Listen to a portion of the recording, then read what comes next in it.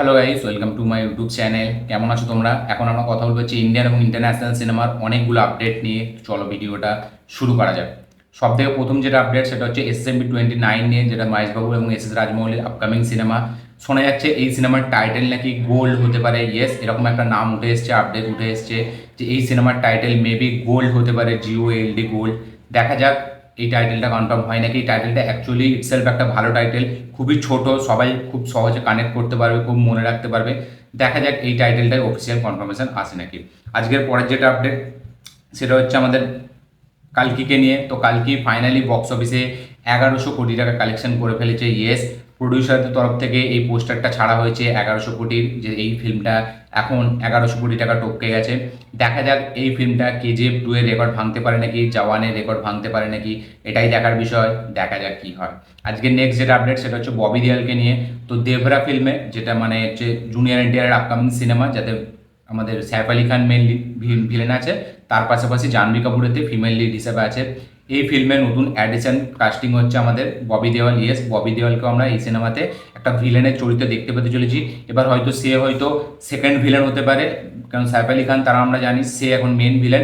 এবার দেখা যাক এদের দুজনের মধ্যে মেন ভিলেন কে হয়। এখনো পর্যন্ত সাইফ আলি খান ছিল, এবার ববি দেওয়াল জয়েন হয়েছে, তারপরে ববি দেওয়াল কি সেকেন্ড ভিলেন হয় না সে কি মেন ভিলেন হয়, এটাই দেখার বিষয়। তো ববি দেওয়াল দেবরাত ফিল্মে অ্যাড হয়েছে।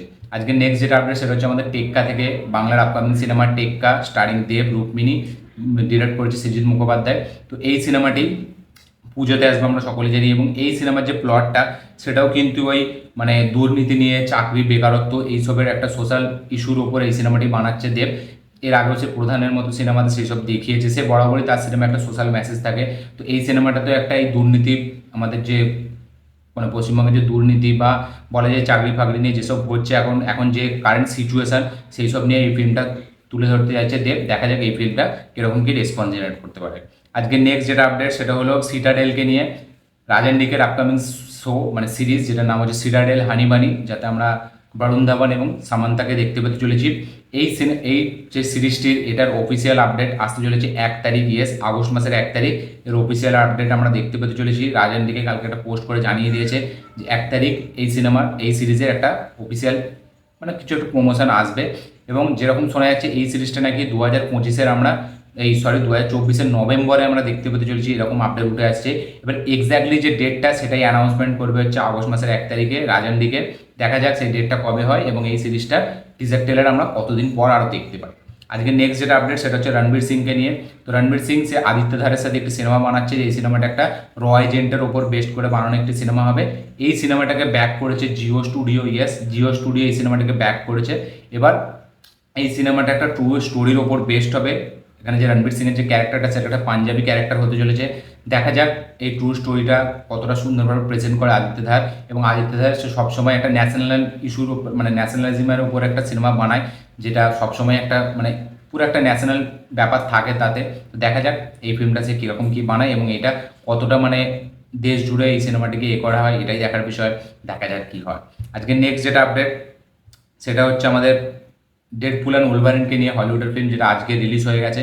তো এই ফিল্মটা 3 লাখ টিকিট সেল করেছে। ইয়েস, ওপেনিং ডের জন্য টোটাল 3 লাখ টিকিট সেল করেছে, যেটা হচ্ছে কিনা আমাদের অ্যাভেঞ্জার এন্ডগেমের পর নো ওয়ে হোম, তারপরে ডক্টর স্ট্রেঞ্জ, তারপরে হচ্ছে ব্ল্যাক প্যান্থার 2, তার না সরি ডক্টর স্ট্রেঞ্জের পরে আছে থর, তারপরে আছে এই সিনেমাটি ব্ল্যাক প্যান্থারের পরে আছে।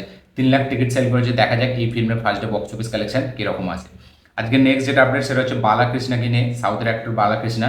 তো সে আর দিল রাজু তাকে নিয়ে একটু ফিল্ম একটা সিনেমা করার চেষ্টা করছে, যে সিনেমাটিকে দিল রাজু প্রডিউস করবে, বালাকৃষ্ণ তাতে লিড চরিত্রে থাকবে হিরো হিসাবে। এবং এই সিনেমাটিকে ডিরেক্ট করবে হচ্ছে হারিশ শঙ্কর, যে এখন রিসেন্টলি মিস্টার বাচ্চান করছে রবি তেজের সাথে। হারিশ শঙ্কর একটা খুবই ভালো ডিরেক্টর, সে এই সিনেমাটিকে ডিরেক্ট করবে। দেখা যাক এই সিনেমাটির অফিসিয়াল কনফার্মেশন কবে আসে। আজকের নেক্সট যেটা আপডেট সেটা হচ্ছে এলআইকি লিগ বলে একটি সাউথের সিনেমা যেটা আসতে যাচ্ছে, যেটাতে হিরো হিসাবে প্রদীপ রাঙ্গানাথ, যে হচ্ছে লাভ টুডের যে হিরো, সে থাকতে চলেছে। এই সিনেমাটিকে ডিরেক্ট করবে হচ্ছে বিঘ্নেশ শিবম। তো এই সিনেমাটির টাইটেল রিটাইটেল করা হয়েছে। এই সিনেমাটির প্রথমে টাইটেল ছিল হয়তো মানে ওই কী নাম ছিল, লাভ ইন্স্যুরেন্স কোম্পানি, এখন কোম্পানিটাকে কেটে সিটাকে কেটে কোম্পানি করা হয়েছে, কে করা হয়েছে।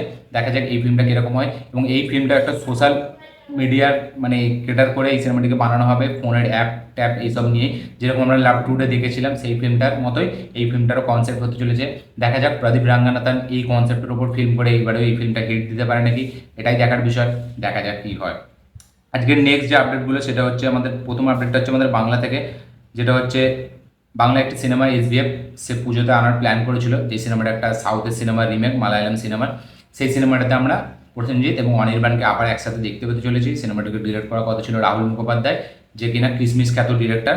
তাকে ব্যান করা হয়েছিল ফেডারেশনের নিয়ম না মেনে শুটিং করার জন্য। তো ফাইনালি এটার সব ডিসকাশন হওয়ার পর এখন ফাইনাল স্টেজে পৌঁছেছে। এসবিএফ এই সিনেমাটার ডিরেকশনের দায়িত্ব দিয়েছে সৌমিক হালদারকে, যে এই সিনেমাটোগ্রাফার থাকার কথা ছিল, তাকে ডিরেকশনের দায়িত্ব দিয়েছে। ক্রিয়েটিভ প্রডিউসার হিসাবে আমাদের রাহুল মুখোপাধ্যায় সে থাকতে পারবে, শুটিং ফ্লোরে থাকবে। এবং এই সিনেমার যে সিনেমাটোগ্রাফি সেটা দায়িত্ব দেওয়া হয়েছে অনিমেষ ঘরুইকে। অনিমেষ ঘরুইকে এই সিনেমার দায়িত্ব দেওয়া হয়েছে। দেখা যাক সিনেমাটির ফাইনালি কবে ফ্লোরে যায় এবং এই সিনেমাটির টিজার ট্রেলার আমরা কতদিন পর দেখতে পাই, এটাই দেখার বিষয়। দেখা যাক কী হয়।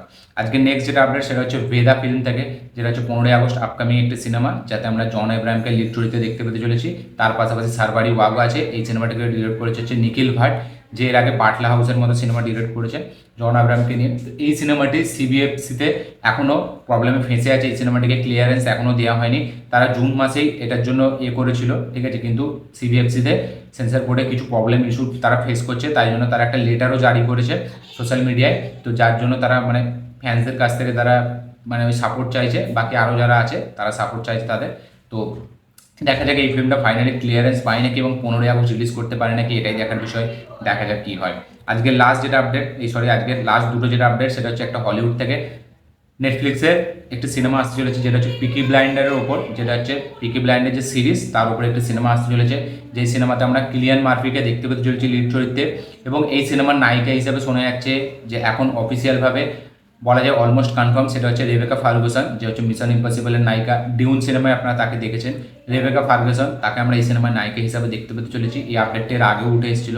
দেখা যাক সেই আপডেটটা পুরোপুরি অফিসিয়ালভাবে কনফার্মেশন কবে আসে, কিন্তু ইনসাইডার রিপোর্ট হিসাবে এটা অফিসিয়ালি কনফার্ম, মানে সাইন করে ফেলেছে রেবেকা ফার্গুসনকে। দেখা যাক পিকি ব্লাইন্ডারের এই সিনেমায় আমরা অফিসিয়ালভাবে কাস্টিং হিসাবে রেবেকা ফার্গুসনকে কবে দেখতে পাই।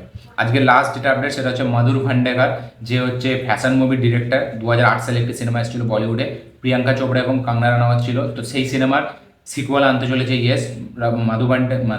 মধুর ভান্ডেকার। তার নেক্সট সিনেমাটাই সিকুয়াল হতে চলেছে ফ্যাশন সিনেমার, এবং এই সিনেমার জন্য সে কথাবার্তা চলছে প্রডিউসারের সাথেও তার সাথে কথাবার্তা হচ্ছে, প্রোডাকশন হাউসের সাথে।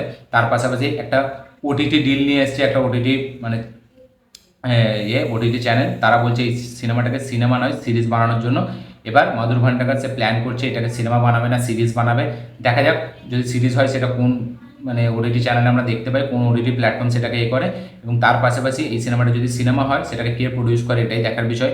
এই সিনেমার স্ক্রিপ্ট পুরোপুরি রেডি এখন স্ক্রিপ্ট, এবং এই সিনেমার কাস্টিং খুব তাড়াতাড়ি চলবে। আর কিছুদিন পরে হয়তো মধুর ভান্ডেকার সে কাস্টিং চালু করে দেবে। তো মধুর ভান্ডেকারের পরের সিনেমা হচ্ছে ফ্যাশন 2। দেখা যাক এতদিন 16 বছর আগের সিনেমা এবার যখন রিলিজ করবে, হয়তো 1-1.5 বছর পর রিলিজ করবে, তখন কীরকম কী রেসপন্স পায়, এই সিনেমা আমরা কাকে দেখতে পাই লিড চরিত্রে, এটাই দেখার বিষয়। দেখা যাক কী হয়। এই ছিল টোটাল আপডেটস। তার পাশাপাশি বক্স অফিস কালেকশন এই আপডেটগুলো জেনে আপনাদের কি বক্তব্য অবশ্যই কমেন্টে জানাবেন। আমার এই ভিডিওটি ভালো লাগে থাকলে লাইক শেয়ার কমেন্ট করে দিন। চ্যানেলটি নতুন এলে চ্যানেলটিকে সাবস্ক্রাইব করুন, বেল আইকনটি প্রেস করতে ভুলবেন না। দেখা হচ্ছে পরের ভিডিওতে, ততক্ষণের জন্য বাই।